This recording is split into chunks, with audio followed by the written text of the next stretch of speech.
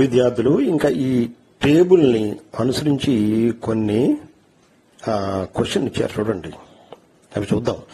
In which year lake water spread area is more? Naturally 1967లోనే కదా ఎక్కువగా ఉంది కదా. How do you think weeds are more in the lake? Weeds ఎక్కువగా ఉన్నాయని తెలుపుతుంది కదా. 47.45 అది ఉంది, డెన్స్ 15.2 ఉంది. ఇది వరకు 0 ఉండేది అన్నమాట. ఓకే, ఇది ఎలా జరిగిందంటే ఎక్సెసివ్ న్యూట్రియన్స్ ఎడిషన్స్ వచ్చేయడం వల్ల బాగా పెరిగిపోయింది అన్నమాట. ఇంకాను న్యూట్రియన్స్ ఎక్కువ అయితే కదా బాగా పెరిగిపోతుంది. ఎస్పెషల్లీ ఫ్రమ్ ఎంథ్రోపోజెనిక్ సోర్సెస్ మనం చూపించాం చూడండి. ఎంథ్రోపోజెనిక్ సోర్సెస్ ఏమున్నాయో మనం చూపించాం, అవి మన డయాగ్రామ్ లో చూపించాం, చదవండి. అవి led to explosive growth in eichhornia కూడా చూపించాం చూడండి.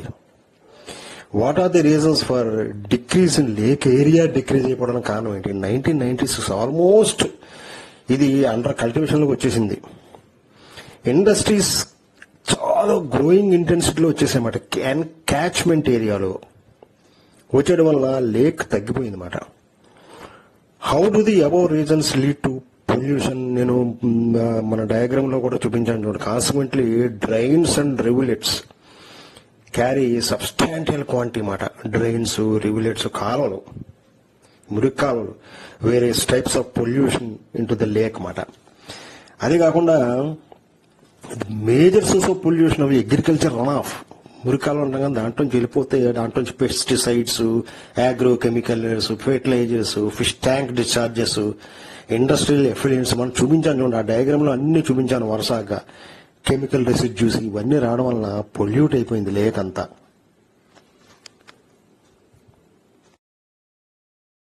ఇక్కడ ఇంకో క్వశ్చన్ చూడండి విద్యార్థులు. How was threat to the lake due to the pollution of the lake discovered? In the year 1999, government discovered threat to the pollutants and declared the area bird sanctuary and banned all activities which causes pollution. This is the answer. What could be the reason for the migration of birds to the lake? The main reason for bird migration of the is sweet water source.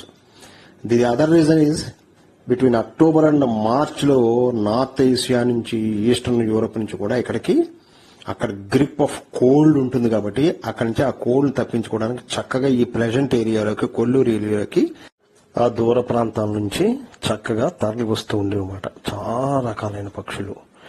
ఓ విధంగా ఇలా bird శాంక్చురీని develop చేశారు.